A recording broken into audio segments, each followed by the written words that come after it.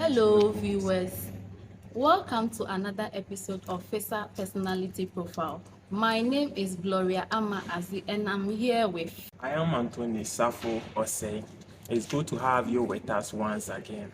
And that's how we welcome you to Time with PHESA, a period where we engage in fascinating conversations with some inspiring individuals from the various fields of the university and beyond. We will take a short break, and when we come back, we will be meeting vis-a-vis with one of the most experienced and inspiring science educators in Ghana, who happens to be in the Faculty of Science Education in our own University of Education, WINNEBA. Stay tuned. Hello, lovely people. This is lovely Selena, the host of Time with PHESA, University of Education Physics Student Association, UEW, brings to you Time with PHESA. Here you are going to be bringing you a lot of personalities where you're going to learn a lot from them. Be expecting more on Time with PHESA.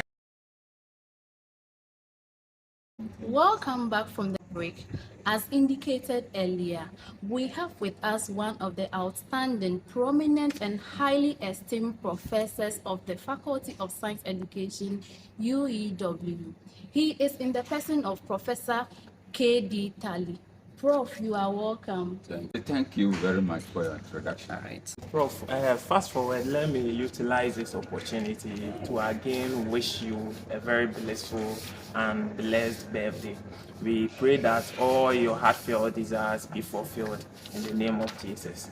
And Prof, I must say there are a whole lot of seemingly mystical facts about you that your students seem to want to unravel, and that is why we are here today. So we have a bank of questions that we would be asking you just to know more about you today. Could you please give us a bit of information about your name? Because there's one particular mystical fact about that why we seek to unravel to. Exactly what do you mean by that? I must say we would have wanted to infer from your name where you actually come from. But here is the case, we have your name as Professor Kojo Donko Taale, and it's been very difficult to infer from your name where you actually hail from. Thank you for your question. In fact, I come from Akabwem. That is in the Jessican district, in the Oti region. When you are at Jessican, you just come, when you are going to Rara, then you branch to when you take a Boti Ase road, then you will get to Aka. It's just 1 mile from Atoko. That is the town. And that is where I come from. I would say that that's where I come from, because my parents actually migrated from Togo, from Kara, the Kabies. Yeah, so my father came and settled there around 1936. Yeah, around 1936. So since then, but me and my siblings were all born there. I mean, that's where we have lived, also going to school, everything. Maybe that's why. But if you say the names as of Kojo, you know that that one was born on Monday. Okay. And then as of Donko is you see, whilst my parents were in Togo before coming back. You see, all the children that were brought forth died. In fact, so I was in fact, after my sister, she's also late now, but after she was born, there was a boy who was born after her, another died, girl died, another girl died. So they have to do something. So they went to some medicine man in Togo there. In fact, they going to in Togo there, and then that was where after going through some rituals, my mother going through some rituals, then she got pregnant, and I was born. Okay. So that's why the Donko comes there. But as for Taale, that is my father's, that is the name. You see? So that's why I am Donko. Donko in our this thing is somebody who is dying, who dies, goes back, comes back, goes and comes back, and all this. So since my birth, then all the other siblings also nobody died except in 1977 when our last born, when she was 10 years old, she died. But otherwise, that is. Prof, could you please tell us about your upbringing, about growing up? In fact, it's very interesting. Growing up, it's very interesting. You know, my parents, they were illiterate. They haven't gone to school.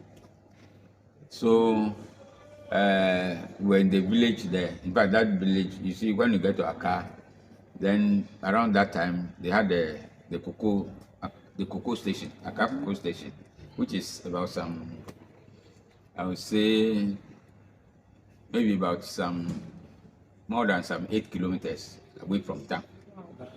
So that was where this cocoa pot, they had their station there, and they were doing this cocoa. They had a large cocoa plantation there. But we were the village, our village there is called Ajamase, where my father was staying, which was around about 5 kilometers to the town. So that is where we grew up. So as for the village life, it's not a small thing. It was full of struggles. It was full of struggles until, in fact, the late Nipahini of the Buim traditional area, he was our landlord. That is now Bosumpem Nana Bosumpem. This Bosumpem had been one of my, I would say, part, a benefactor per se, not necessarily that he gave me any money or gave my parents any money, but they advised. He was always advising my father. When I started school, that was in 1958. Then, in the village, that time, 1958, 1939, we were going, you see, the schooling was such that you go and then we close at about 12. Come home, and then by, I think, 1:30, 2 o'clock, we go back to the afternoon session. So imagine walking from the village, around about 8 kilometers or so, about 5 miles. So in the morning you have to walk, come to school, you go back in the afternoon, then you go back then before you come back in the evening. Yeah, but we're used to it. So we're walking. That's that one. Where will you get any car or any bicycle or whatever it is? Who will even buy you? Where will you even get that money for that one? So we went. That's why I went to school, and in fact, I would say that right from the beginning, I was very bright, and so that's why Mr. Bosumpem like this was so keen on me. And even at one time, he wanted my father that somebody should adopt me, but my father refused. You see, so it was that one. So we went to 1958 1 year, 59 1 year. It was 1960 that they truncated it to 9 months up to September. Then September we start this thing. So that is how I went to school. You see, so struggling, and if you are in the village life, that's what I say. Village life, if you live in the village, is very, very tedious, but it is very rewarding in the sense that you gain a whole lot of experiences, and those experiences those are some of the things that I am living with now. It has helped me, toughen me up, and build me up as a man. See, yeah. So until so I then started school at the Accra RC Primary School. That was where I started school. Went through up to class 6. Then I went to the middle school, LA Middle School, Accra LA Middle School also. And then that was up to 1967 when I went to, I passed the common trans, finished Form 4, then my Form 4 living certificate. Got a distinction, but I was the first person also in the school, in the middle school, that to get distinction. Yeah, that was I think that was 1967. 1967, middle school living certificate. I was the first person in the school to get distinction. But prior to my distinction, there, all those, they were always promising students that if you get distinction, this is what you get. But unfortunately, when I got my 10, I didn't have that promise. And I was the first person to the whole from since the school started. And then I got distinction. Then after me, the following year, there were two boys also got distinction. And then I think one again got distinction, who is also now at the University of Ghana, also teaching. So that is what I would say briefly about that until I got to this in 67, 68. I went to what Bando celebration for money. If that is enough, fine. Otherwise, we will come back to okay. that. Yeah. Okay. Hey, Prof, I must say, listening to you, I would say your story is a bit remorseful, starting from how you were even brought forth. And I would say it is very interesting too. I think today we'll be listening to a whole lot of interesting stuff about you. But fast forward, let me ask. If you may add this thing, you know, growing in the village, because we are going to where we fetch water, the stream. It's also about almost a kilometer or so from the village, and that is where you go. And my mother was very, very strict. She brought us in a very, very strict way. So in the morning, it means you have to go and fetch water from that place, especially during the dry season. It becomes very difficult. And we'll be tired you if you don't go to fetch water. How my mother will treat you. In fact, you won't like it. You see? So those are the things that we have to be going. You have to go and fetch water, come, prepare before you go to school and come back. So that is how village life is. Your motivation must have stemmed out from a very strong desire. Looking at your background and where you are now, I want to probe deep into that. But I would say you were saying your parents were very strict. May I ask about their religious beliefs, how you were brought up in relation to religion? My parents were not in any, but they were what should I say, pagans. Okay.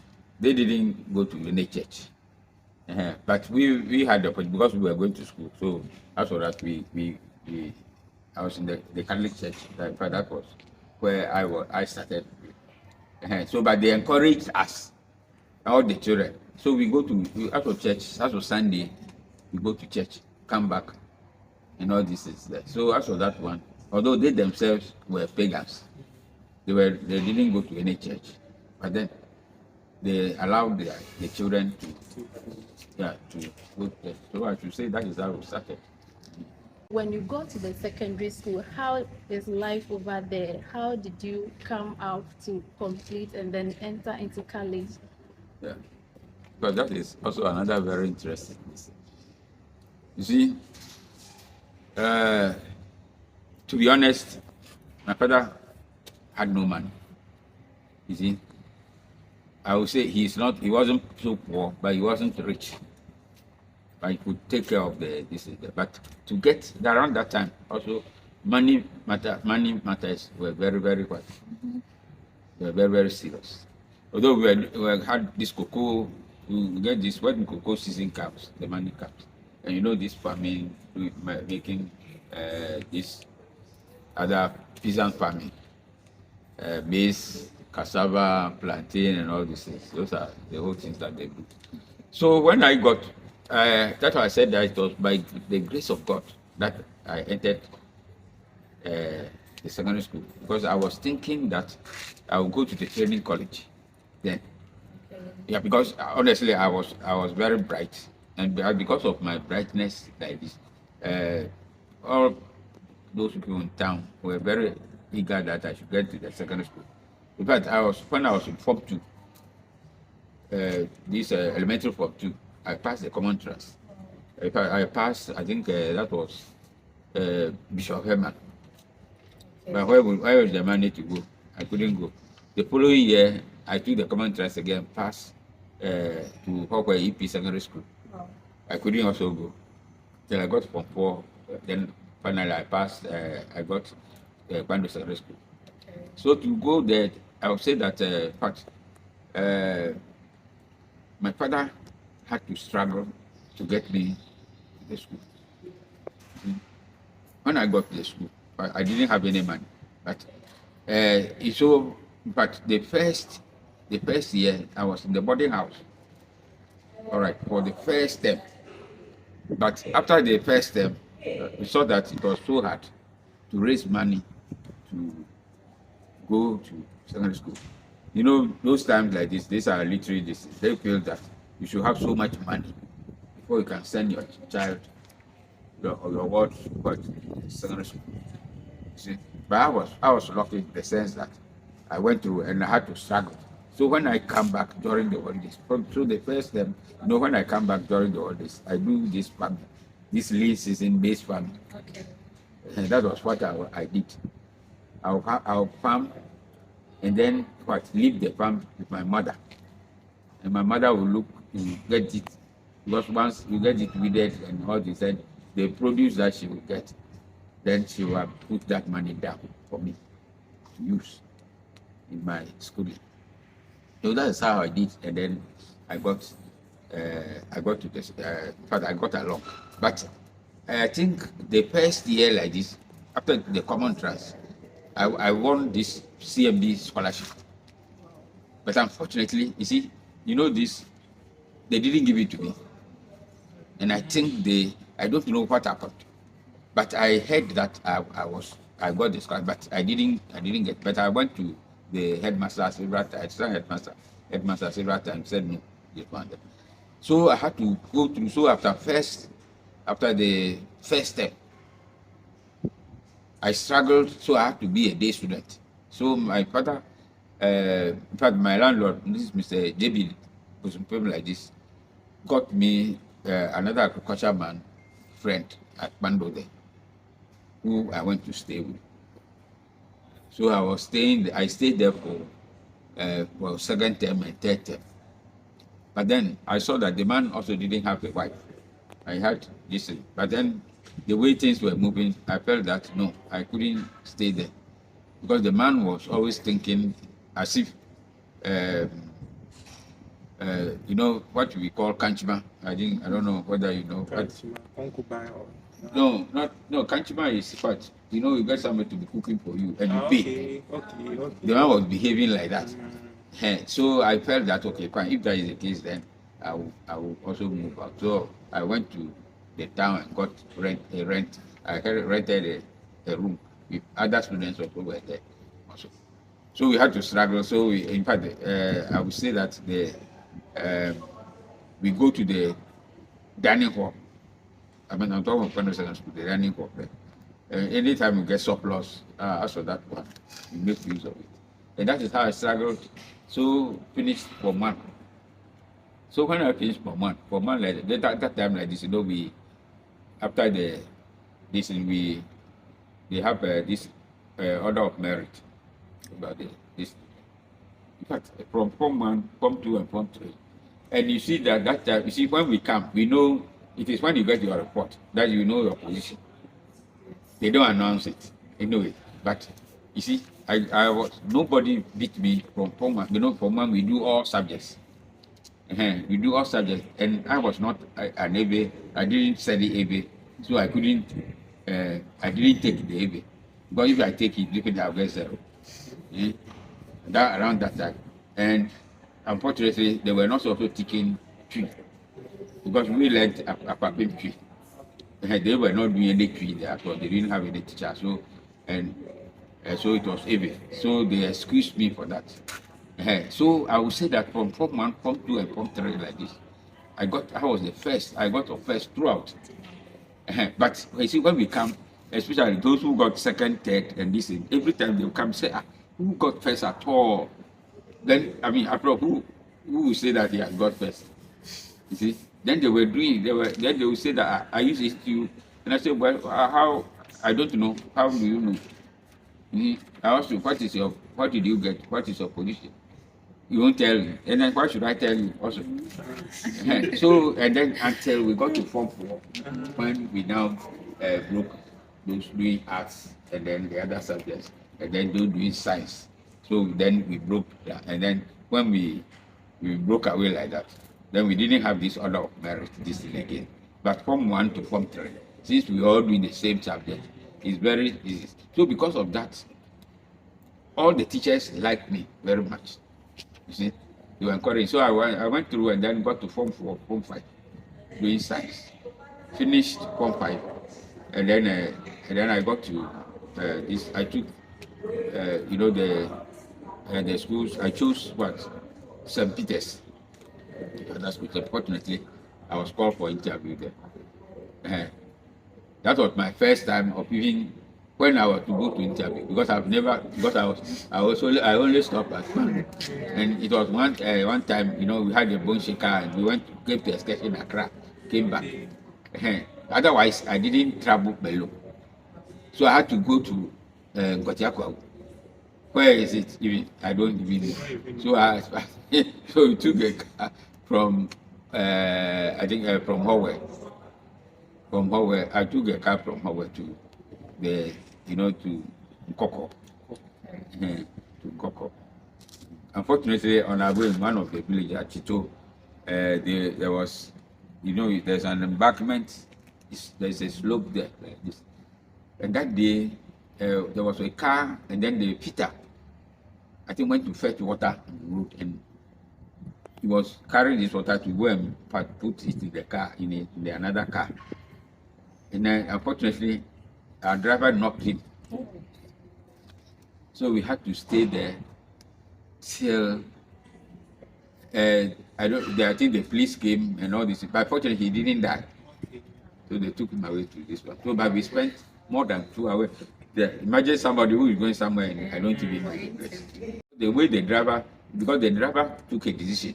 But if the driver want to apply the brake at once to save the other one, we the passengers, we will be in danger. So he decided to what? If one person is cleared off and the others stay. That is what happened. So we got to Nkoko in the night. And this nurse, unfortunately, I didn't even know her name properly. You see, she asked me, listen, I told her that I don't know anybody here. If I'm going to Kwacha, St. Peter's for interview. See? So then she took me to the house at Nkoko there. And I slept there. And it was the following morning, then I went to take a car to Kwacha and attended the interview. See? Attended the interview. That was the first time I traveled alone that distance. So and then when because after the interview, because that's the Catholic school also, the headmaster also was a priest. You see, and then this Father Glaser, he was the priest also, and then he was also when we came, he was also a physics teacher. So during the interview, if you look at my results, I think I got biology. I got biology 6 or so. You see, and I wanted to do. But my main was to do medicine. So I had to take the biology. So he looked at me. He told me that if I insist that I will take biology, they won't take me there. That's at St. Peter's, right? Yes, that's St. Peter's. Okay. Yeah. So, but when I look at that, so I said, okay, fine, no problem. Then I dropped that biology, so that I was picked. And because my other results were very good, so I was picked. And then that was where I went to St. Peter's. I was there for 2 years for my sixth form. That was that was in 1972. So from 72, 74, I was at St. Peter's and I was doing science there. And everything also went on well. And then after our A-level exams in 74, I got admission to University of Ghana. So, but to do physics, to do science there, but then it was physics that were put. So I had to do physics, chemistry, and then mathematics. So that's what we did for the first year. And I wanted the chemistry like this. I was very good by chemistry like this. We were doing at Legon. We go to practicals. We go for practical for 6 hours. In one day, we go the practical time, the 6 hours. You see, and I had one of the practicals, one of the chemistry practicals like this, phenol poured on my hand, and it got corroded. But that even because that also sat me. Oh, I said that's what I won't. So finally, I ended up doing physics major and then mathematics minor. Came out in 1977. You see, 77. My BSc physics major, mathematics minor. You see, so that is how and it was not easy at all during all these times like this. But moving from one state to another because of money matter. You see, you imagine when I was at the I think when I was at Pando, for example. Oh yeah, I think it will be at Mando. Then we'd write things on a line. There was somebody came and stole all my things. Yeah, I don't know. I think that was in at St. Peter's. When I was in system, we write things like this, and then a thief came, stole all these things, and then dumped them all in the toilet. One of the toilets.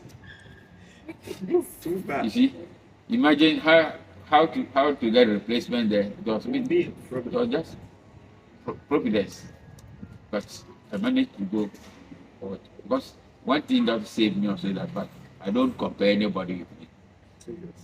If I have fun, if I don't have, that is what I get. Yeah. So that is how I ended up in my secondary school, and then got to Lagos in 77. Going to Lagos. When I finished the A-level, I applied to go and teach at Cassette. That time A-level students could teach the secondary school. But then when I went there, the headmaster was very happy he got me and even gave me an accommodation. But unfortunately, then a circular came from the GES, from the Ministry of Education, that now nobody should engage A-level students, A-level holders. And so when I reported I said, this was a bad news to give it. So I thought I had to go back. And then I applied to go and teach in the elementary school because I needed money to get some money, gather some money before going to university. So I wanted to stay 1 year and do some work. So I went to the Ministry of Education at Jessica, and then fortunately they posted me to Okajakru. Then we had this continuation school, continuation school. So that's where I stayed there for 1 month. And then the university results, the results came from and then I got chance admission at University of Ghana. So the headmaster then, the head teacher then. So I went and told him that this is the situation, but since I didn't have money, I don't think I would go. But he told me that no, Sekujo, don't miss this opportunity. You see, don't miss this opportunity. So, the month hasn't ended yet. and I think I just spent only about 2 weeks or so. But then the head teacher told me that he will give me the 1 month salary, so I should go and prepare and then go to the university, because he wouldn't allow me to waste any time. And that God, by God's grace, things will work. So I got that 1 month salary. I went to the office there. They gave me that 1 month salary. That time itself, not they pay in the office staff. They pay the office staff. So he gave me that 1 month salary. I can't remember how much it is there, but even there, even that time, even this shilling, one shilling like this, because even from Jessica to Accra, how much was it? I think the fare was then 5 shillings or something like that. You see, so that is how I managed to go to the fare. So he gave me that 1 month salary. So that one could keep me, take me, get the transport to. That at the university of they were feeding us. It is not now. You see, they were feeding us. That is in that time. Lagos. No, the universities. Okay. The university were being fed. Okay. Not only Lagos, but all the public universities were being fed. So when I got there, it was very interesting. When I'm going to dining, when you go to the hall, to the dining hall, you have to keep. That's the point we were discharging. If you know how to charge, you can always you can be the last, but you see that you collect your food quickly. And then every evening also, when they give us this tea, this tea and all these things, then you if you have a flask, you just go for it. The evening, the supper. So that's why we went along. So those things also helped me. And then the government, so I think they stopped that one. And I think after the first year, 1977, 78, then they stopped the feeding and rather gave us student loans. That time, student loan. I remember, I think it's about 300 Ghana now. 300 cities. No, 300 cities. That you see, now it will be about 3 cities. 3 cities. Okay. Per year. So, okay. So that is what we got the loan, and that's what helped. That was in 1977. Right? No, after 1977, I think from 78. 78. We started the student loan scheme. Okay. That time. So that's how we did. Managed to come out. Okay. Thank you very much. Much. That's a wonderful story. But Prof, I read a bit about you, and I realized you did your Masters of Science in University of Leeds. That's in United Kingdom. How did you land there? That was 1980. I think 77, 78. We're doing our national service. I did my national service at Bando Secondary School, my own school.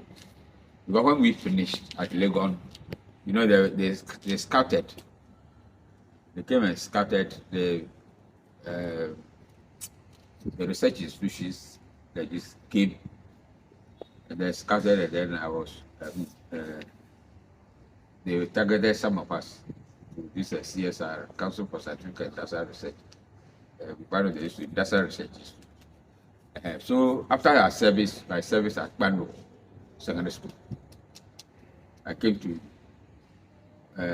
I was admitted.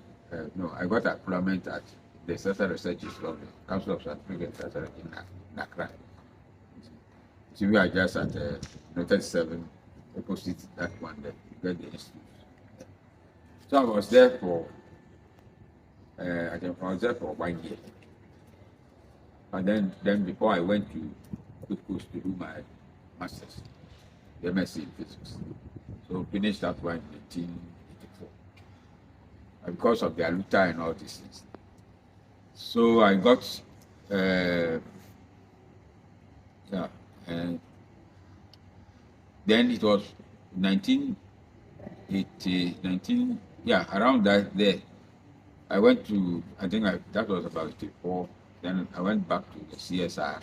But then I felt that I wasn't very satisfied with what was going on there. So I went to 1980, I think 86 or 85, 86.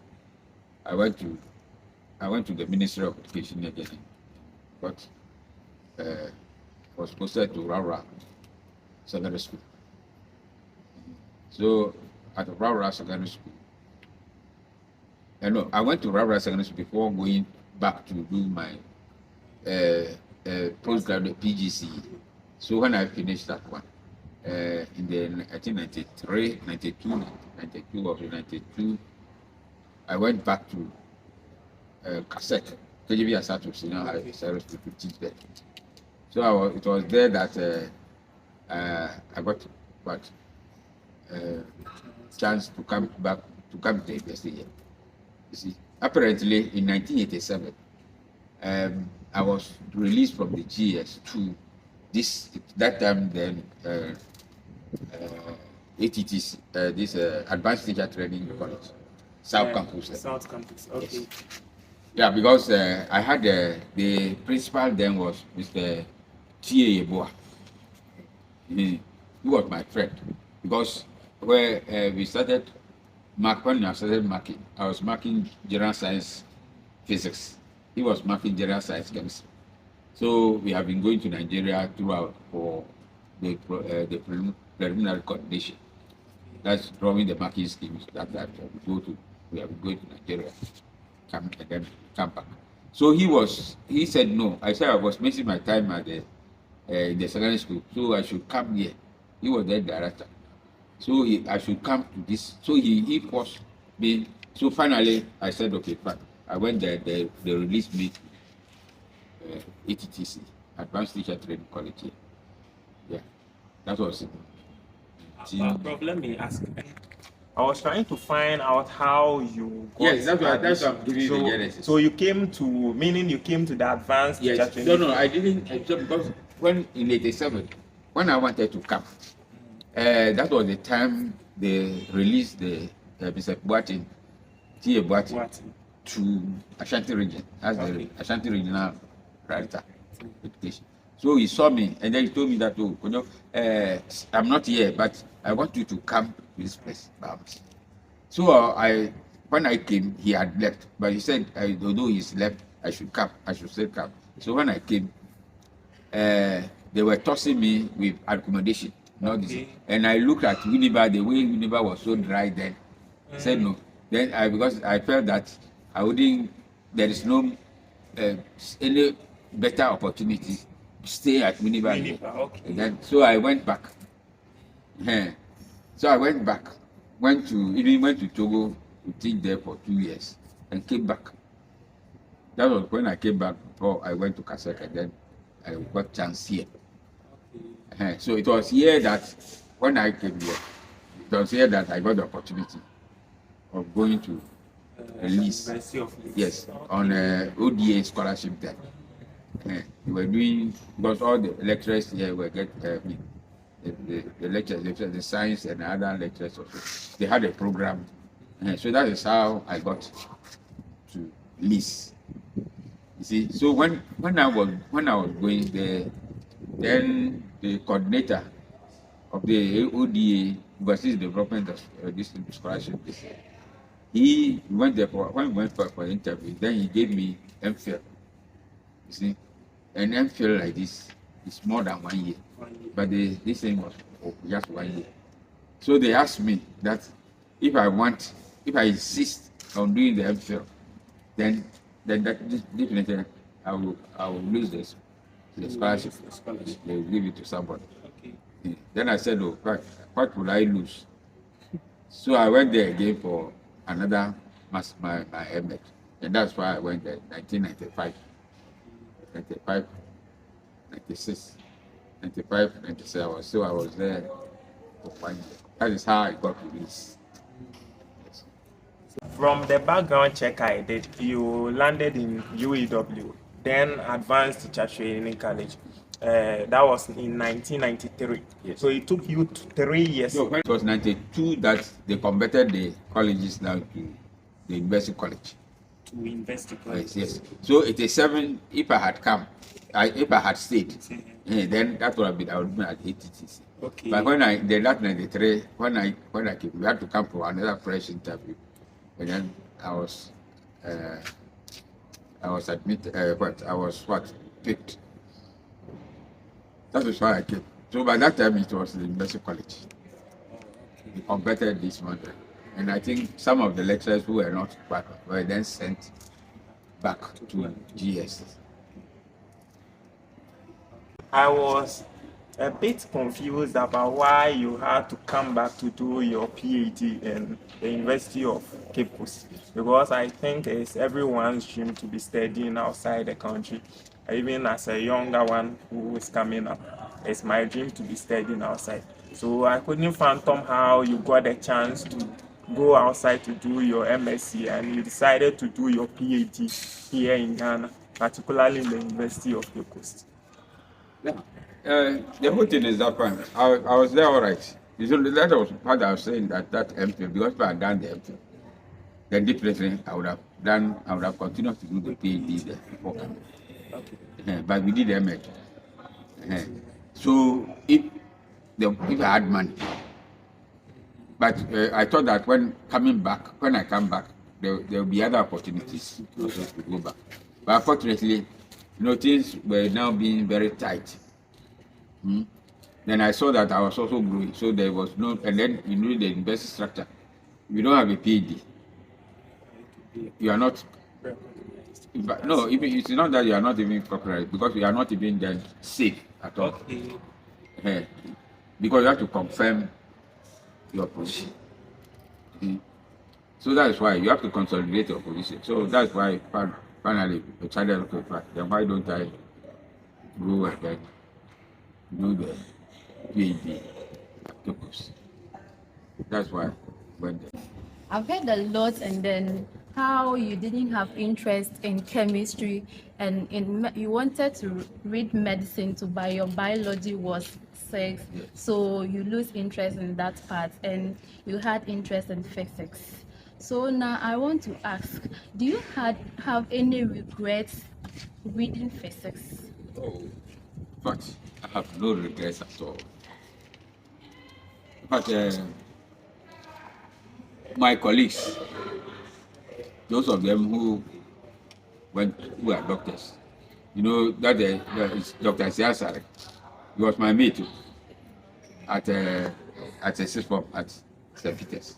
And all those, there were a lot of them, but some of them are. But you see that if I had done the medicine, I would have even regretted. Because medicine at a certain time is so monotonous. Very, very monotonous. So because in physics like this, you see, you do a whole lot of research and all these things, and that one, it is something that is very interesting if you actually want to if your interest is there. So I don't have any regret at all. You see, I don't have any regret at all. What I wanted to say also, when at Legon after the first year, and I felt that I could also do well in Agric. So I went there so that they could transfer me back to Agric. It was even time of war. I felt, so they said that then I have to repeat another year again. And I said no.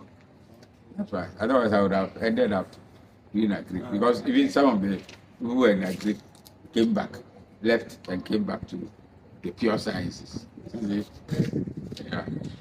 Okay, so then I must say physics is actually your fate. You didn't land here by mistake, looking at how good you have been to most of the students. But I'm still wondering if you encountered any challenges. Did you encounter any sort of challenges doing or pursuing those courses? Because I realized mostly when you move from Ghana to universities outside the country, the situation and experiences there is a bit different from what we experience here. Did you encounter any sort of challenges along the way? As for challenges, they are there. If you say that there are no challenges, they are there. There are so many challenges. It is up to you to overcome, to summon them. So when we went outside, for example, because we were doing, we were doing science education, but then we had interest in because we were doing physics, all because we had a group, all from collaborator at other science subjects, other sciences there. But I was going, especially when they are doing exams like this. I go to vigilate in the physics department. Okay. I go there, go and vigilate in the physics department. And as you said, it's not here, our education system here and there. Here is so, everything is strict. There is so flexible. You can come, because I remember I was invigilating them one physics paper. I think that was it was a mechanics. You see, one student came, one white student came. He just took the paper, looked at it like this. Come on. He just left and then he left. He didn't write. Yes, he didn't write. Because I know as for that one, if you can't write, you leave it. Anytime you want to write, you go and write. He left it there. You see, so there was one black guy also. He was for more than 15 minutes. He was just he didn't write anything. He wasn't writing it. So I went to him and I asked him what his problem was. He said, oh, he has forgotten this. That was a projectile motion. He forgotten how to write the equation. So I asked him, if I write the equation for you, will you continue? He said yes. So I wrote the equation for him.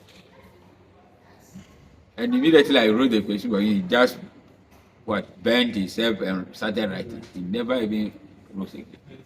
Yeah. Because that was what it was just the equation he needed. So yeah. So it's interesting, over there, as you said, the facilities are there. So that if you have any interest in anything that you want to do, you can do it. Yeah. But here, our problem is the facilities. That is our challenge here. Yeah. So I can say that's our challenges everywhere. They are everywhere. Because once you meet a challenge, you try and overcome it. Because as you were saying, because when I went to Britain, for example, the basic council scholarship was such that they calculate everything. Just make sure that you are not sick. When you are sick, it will wipe off all the allowance will go. You see? Because they calculate everything. Because this wise they are very, very, I would say, the white man like this is so, I wouldn't say, he's such a person that if he gives you something with the right hand, he will take it with the left. You see? But you have to manage. So that's why we're doing these odd jobs, and you have to do the odd jobs to survive. So it means they didn't capture any form of insurance. No. Although what insurance? Insurance was just some minimal distance. Just for some basic distance that the insurance covered. But if you are sick with some other thing, you have to pay. So that is how. So I could have even then stayed over to continue with the PhD. Maybe, but you have to look for some sponsorship. We were there for just 1 year, and because it was difficult. We were there, then I think Professor Breku and the brother, the one in music and the one in mathematics, they were doing the PhD also. But they were doing that one, it was not easy at all. But they were paying, so they had to be working. These foolish odd jobs, not a smart thing. Then, Prof, what were some of the jobs you were doing? Is it the usual ones we know, we hear of? Those days were sweeping. So you get, in fact, you wake up at 5:30. You are going to clean. I was then, because the daytime like this, I was cleaning in a big shop. I think Boots. I think so. I think that big, very very big shop like that. So you go there, then you clean the normal cleaning, you do everything. Then you do that one for is it 2.5 hours or what? Is it because 5:30 to 8? 5:30 to 8 is how many? How many hours? 5:30 to 8 a.m. in the morning. in the morning. Almost more than That is 12 hours. 2.5. No, that is 2.5 Is hours. it in the 5:30 a.m. in the morning To 8 Oh, o'clock. okay. Ah, okay. So that was what we were doing first initially. And then going along, we decided also to try the afternoon jobs. It's also cleaning. You see, you go and clean, then you clean toilets and all this is. You clean and then what? It shines like a mirror. And these white small girls like this, they will be the supervisors. You come and what? Inspect and all this. It was not a sport. See, you look at this. That was it. That was it. Those are jobs. That's why the afternoon one also is about, I think about 2 hours. Because you have to, that one you also go there 5 p.m. to, no, that was 3 hours, 5 p.m. to 8 p.m. 8 to 8 is 3 hours. So that was what I added then later. You see? So you have to, whether it is raining or not, and it's so cold, you have to walk. Because that time, when we were doing this was not too far. So usually we walk there and come. Before you come and then get to lectures. That's it. So sometimes you go there, you are late. So and then all assignments also you have to do. So you see, as for sleeping, you just I would say that you just sleep for a very short time. See? But all those things were to help you to get some money, then buy some when you are coming. But otherwise, if you were depending only on this, you come back with just the shorts that you were going there. So that's how you did. So those union jobs. That's what sweeping, cleaning, this is mopping, all those ones. That's what we're doing. Okay. But fortunately, I didn't do that in the university because some of them, let's say some Professor Mreku and Kola, they were working in the university. So you can see your your colleagues also see you. You carry the bin, all these beans and emptying the bin, all this. That's what it did. So I decided that okay, in the evening. Then I got I was called in one of the hotels in Leeds. That one was a big part, but it's the same city. So I went there for only one day. See, that job there was cleaning cleaning the bowls. Okay. You see, so you stand in the bowls will be coming. These small girls, they will be bringing. They will come in to inspect. And where you stand, there is no chair even for you to be tempted to go and sit. So I was standing on my feet for 6 hours, except 15 minutes when you are given to go and eat quickly and then you come back. You see? Not easy. So I said that day, even I'm looking for money, but as for this money there. So the following week when they called me, I said, I was sick. I was indisposed. And that's all. I didn't even go there again. Okay. Then I decided I went to I got one I think one home where they do parties also. Where I got, but that one is a bit far. Right, you have to take a train or a car there. So I went there also for one night. And that one you start, I think, around 10 p.m. to 4 a.m.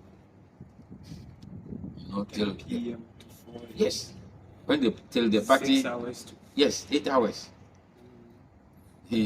I went there after once, then I said no. So after that, I just concentrated on those other odd jobs.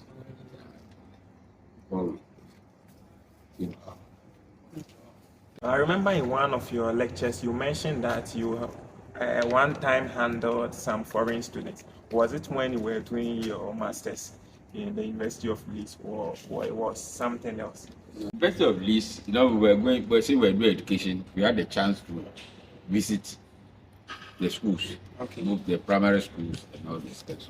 But we didn't go to teach them there. But we went there. We have been going there. That was part of the program.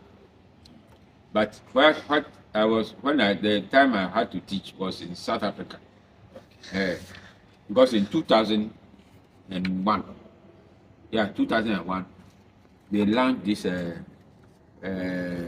think the UPPA. There was this African, the UNESCO. Okay. Right, this UPPA. I think what is that acronym at all? But it was this UNICEF. No, it's not UNICEF. It was a pilot African academic exchange program, and we applied. And I think even in Ghana here, I think we were about 250 who applied. But I was lucky. I was picked. So I had this.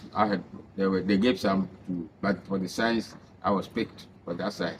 There were other people also, but they were from other disciplines, not from the university yet.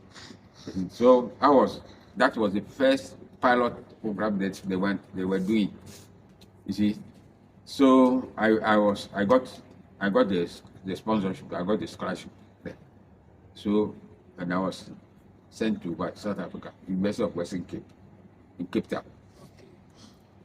So the one who was one of the coordinators for the program was Professor Ogini in Nigeria, who had been there for a long time.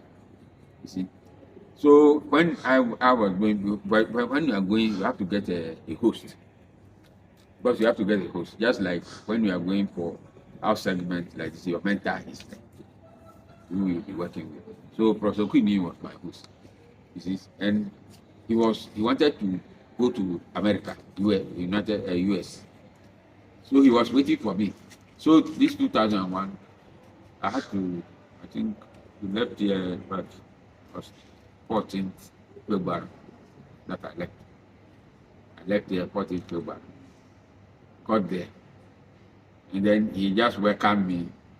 And then Then gave his class to me and left for the US. For more than 3 weeks the first time. See, so I had to teach them the master's to them. That was what I said. I had that opportunity. But some of them were very, very, very fast. You see blacks, but you see even the blacks now have turned the trouble like more than even the whites. Although we had the college.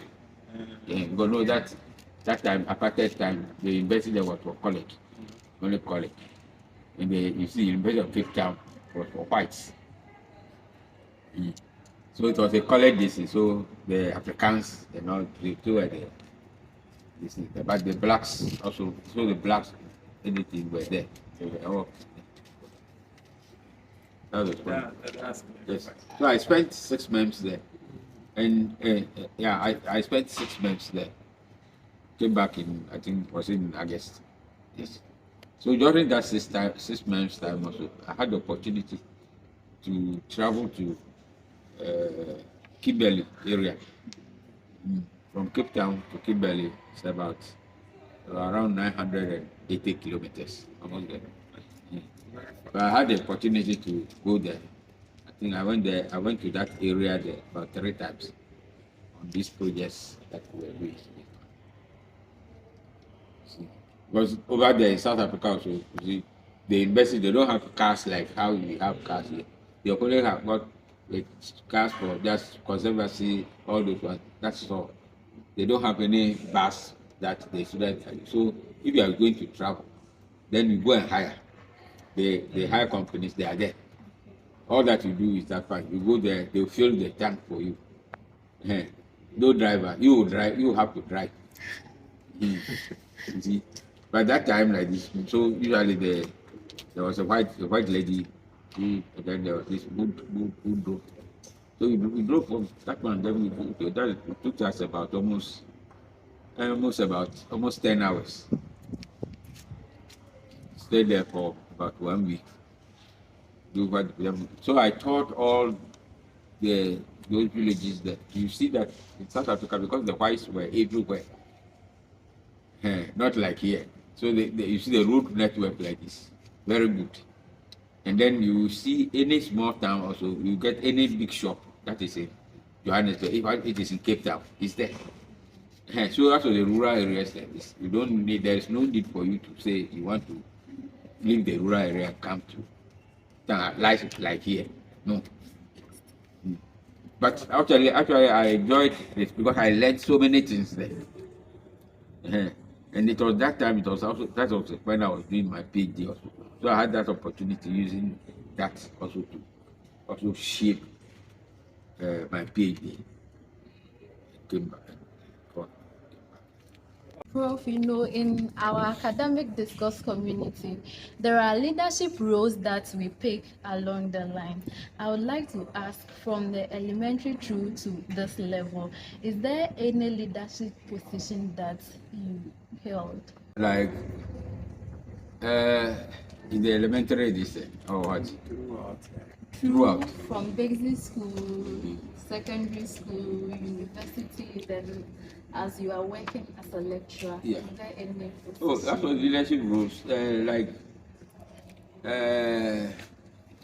Because if you take the academic session like this, if you take even the secondary schools there, you see, because you're either a house master, this thing, all those things there. Yes, I've gone through those ones there. Because when I was even at KGB like this, I was in fact, I was the assistant house master. You see, and then even the head of department there is, because the headmaster, because of my hard work, the one who was there, he wanted me to be the head, and I told him no, I didn't want any trouble. That somebody had just come and then they are giving these places. Yes. Until I came, so I had to run through either a form master, house master, and all these things. Those things we have done that. But until I came here, because when we came here that night, when the university started, 1993, 94, for example, you see, the staff was very, very minimal. There was a whole lot of work. So I had to be the exam officer for science and mathematics. You see, till I became what? Because you have to be academic counselor, all these ones then. Then before I became the head of department. So I have been the head of department for a long time. The only position I didn't get was to be a dean. That one. Okay. I didn't have the opportunity but as for head head of department, I've been the head of department then for the science education, which was for that time physics, chemistry, biology, where we were all the science education. You see, till we got these things, till we get to the various districts. So for a long time also, for more than 4 years or so, I've been the head of department of physics. Then I was also sent to basic education.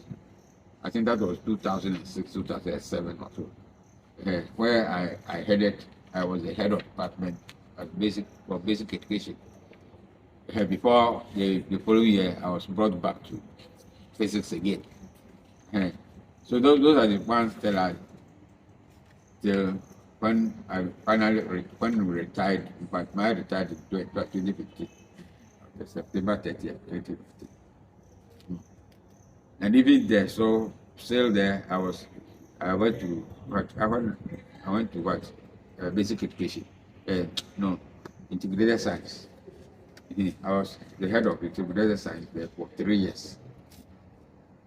During Akubroni time, like this. I got for those before. before when, because definitely you have to give way to the young man also to do that. So that's how it happened. So also leadership roles, academic counselor, I've been academic counselor throughout. And if you are the head of department, so you are even the chief counselor for all these things there. So those things have been done. You see. Until the 2000s, 2007, also we had opportunity, this practical project, which was started with UW and then UCC. So I remember, I think 2007, about 34 of us went to the Netherlands. We were at the Free University then. Went there to stay for 1 year, 1 month, 4 weeks. Where we ran this, they ran the workshops for us, so we traveled around. That was in Amsterdam.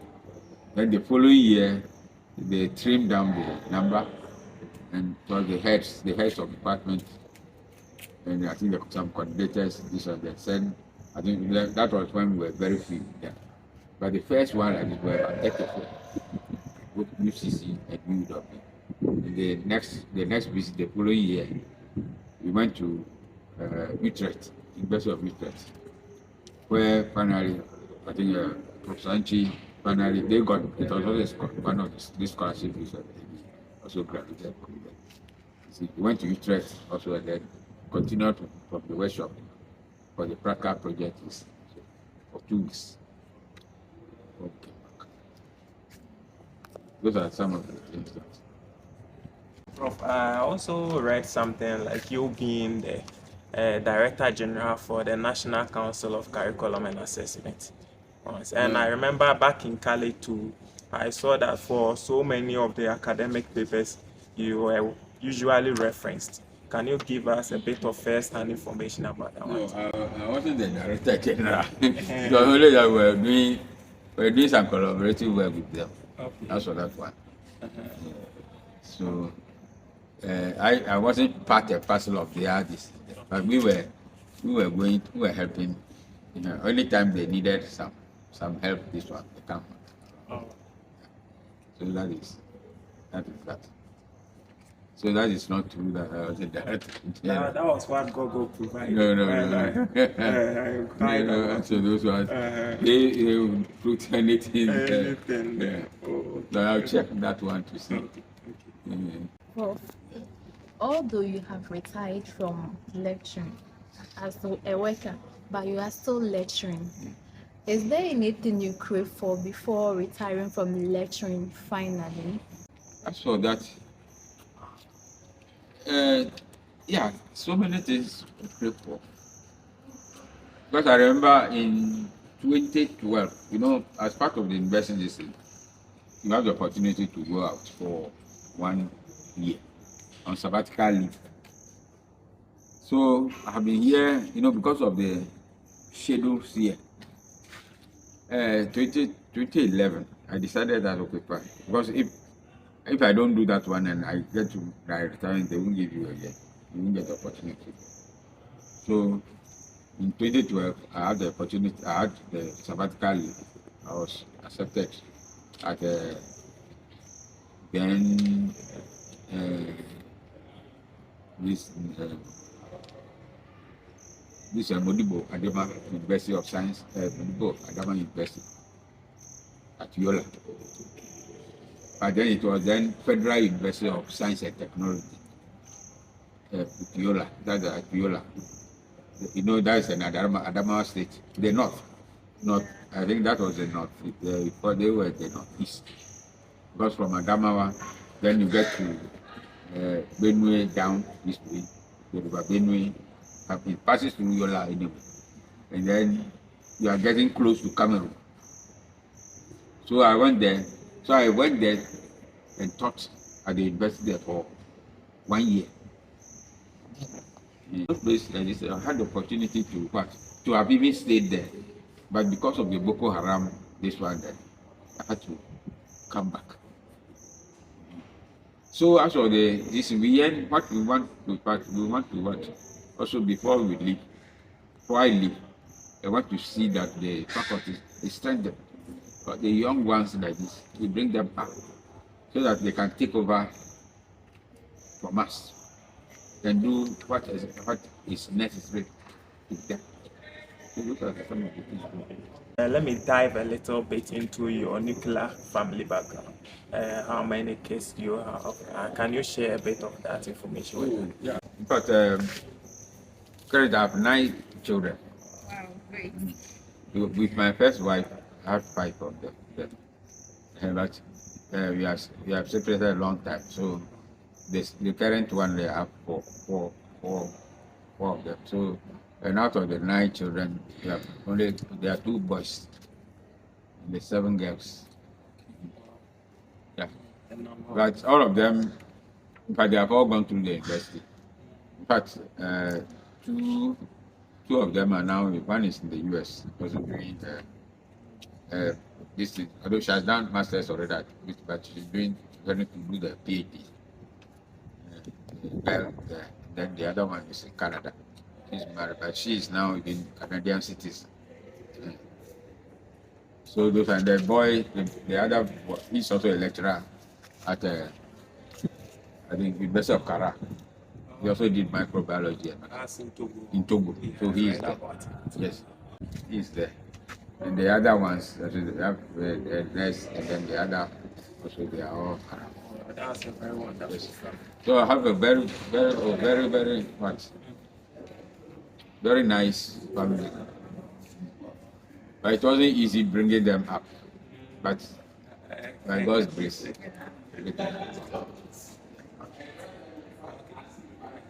Time is not on our side though, but Prof, I want to ask, what's the motivation alongside lecturing? Why do you pick farming? Why do you combine the two? You still have the zeal farming. Yes, yeah, as I said, see, out of farming, it has been part and parcel of because of my upbringing from the village. See, because as of when you wake up, when your father leaves for the farm, you have to follow him there. Yeah, those are the ones there. So I think that even I would have even a better farmer than even a better lecturer. But well, it doesn't matter. But I combine all of them, and I can say that I'm a farmer also. Even what I do there, even is more than those who say they are farmers. Wow. Yes. Also that one is part and parcel of me. And even where I am, if you come even to my house, also you see how you said that this is a farmer. Well, Prof, let me clarify this here. Today I'm meeting you, so I should clarify. I must say, before I met you in person as my lecturer, once I'm in the Department of Physics Education, definitely I will be meeting you. But even before I met you, I think I experienced that kind of sonority whenever your name is mentioned. Your name resonates well and brings some kind of impression whenever it is mentioned. And so even before I met you, there was that kind of fear you are going to meet Prof. Taale, you are going to meet Prof. Taale. But until then, when we met you, actually, I realized it was a whole notion that was, I would say, was purported by some students. Why do you think students have that kind of nature?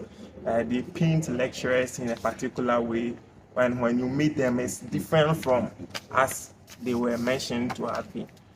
It's very interesting.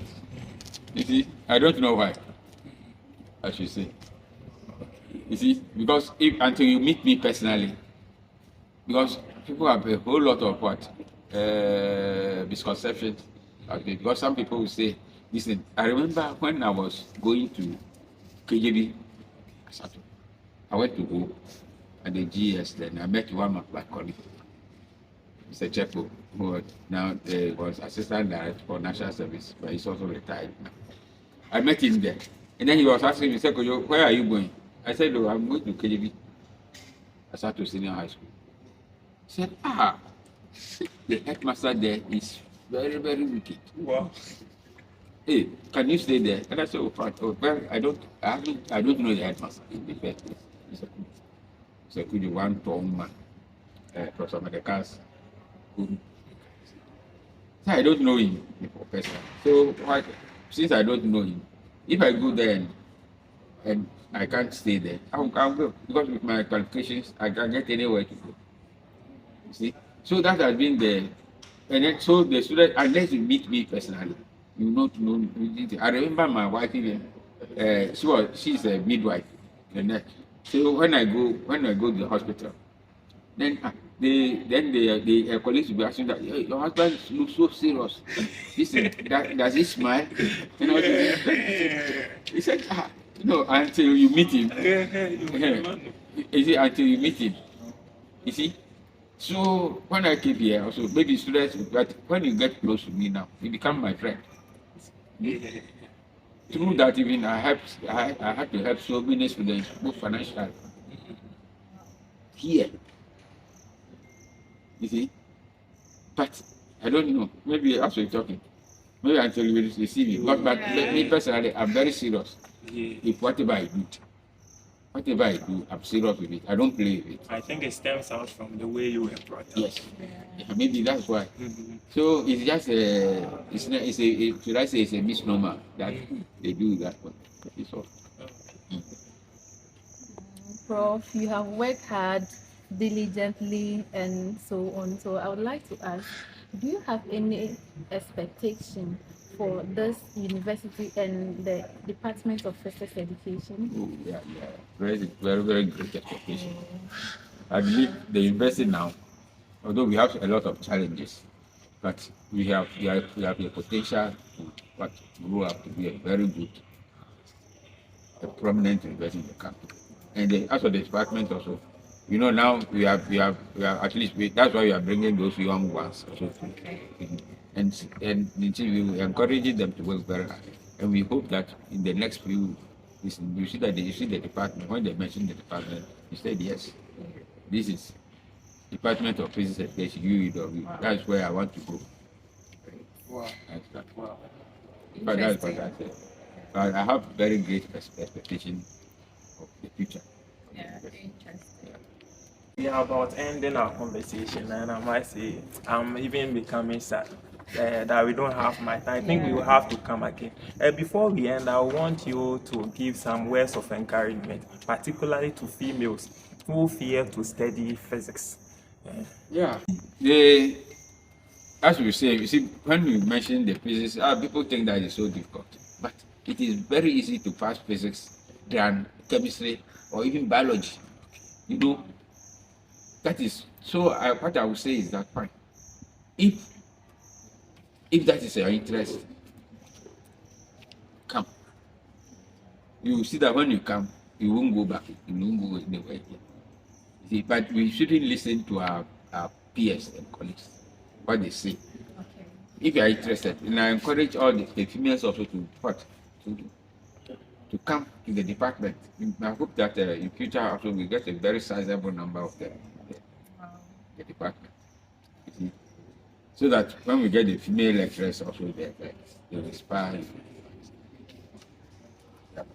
Before you give us your final words, particularly when you taught me assessment in science last semester, I was motivated because I realized there is a whole lot we have to do about the way and manner in which questions are set. And I wanted to pursue a course, a higher education in that particular field, that's assessment. And I want you to give us a bit of first-hand information. Where do we go from here? If you want to divert from physics to, say, curriculum in physics education, assessment in physics education, or other areas apart from the physics that we know, and when we want to pursue that in higher education, how do we go about it? After that one is very easy. What is your interest? That is in assessment. Yes, I said, what is your interest? You look at that one and then you go there and go and do that one. Are there opportunities for us outside? There is opportunity. You see, if you remember, when we ask for assessment, for example, like this, you see, we have companies that are concerned with assessment. You see that GRE, all those ones, like, there are companies that set up this. So you can set up a company and all you do is assessment. And when you do assessment, you see, the bank want to what? Recruit staff. They come to you for guidance. Do what? Engage you to do the assessment for them so that they can pick the suitable people. So as for those ones, they are there plenty. Is it possible to fuse in other courses? I learned you were a science and technology educator. So I wanted to know, like currently, because technology is fast developing, you realize there is Python, there are other softwares that are being introduced. Is it possible to fuse that into our physics education currently? Also, technology is unending. It is you, now that you have, what do you want? How do you want the teaching learning to go? And how do you, that is all. How do you want to achieve your objective? You fuse all, you take these things, what will help you, and it is there. Yeah. So as that we don't have any limit at all. There's no ceiling about it. You have to go what exactly you want. What am I going to do? Okay, which teaching learning material will I have to pick? That's all. For wrapping up, we'd like to know your final words. What do you have for us? The future is very bright. You see, the future is also quite bleak, but it depends upon what you do. So you have to see forward, look forward and see what you want. And then you go there. You just look around, and if you get any opportunity, you take it. But most of this thing will be hard work. You yourself. You shouldn't be lazy. Whatever you want to do, just concentrate on that. Focus, have your focus on it. I think they will take it. Oh, thank you very much, Prof. I must say it has been a very captivating and informative session. We are very grateful you made time with us, and we hope to see you again. You are welcome. Well, thank you very much. I'll be pleased to come with you. Because when he said he wanted this interaction like this, I felt that there were some other intimate things but later on I told him that okay, fine, you should just forget anything that you want to ask. And I must say it's very, very, very And wonderful. I thank you also for the opportunity you've given me. Really Thank you. And I wish you all the best. Thank you. All the best, sir. And this is where we draw down the curtains to the session we have with our wonderful Professor K.G. Taale. Now, I know you have known a lot and you've unraveled most of the mystical facts you wanted to before we started this conversation. We hope to see him some other time, and then we will bring in most of the things you still want to know about this man. He's a very wonderful man, and knowing from how he was brought up to his current situation, I don't think there's anything that can bring you down from where you want to be in the future. So stay tuned and be motivated by the inspiring stories Time with PHESA will be bringing you. Stay tuned, keep subscribing, and then check on us every time. Bye bye.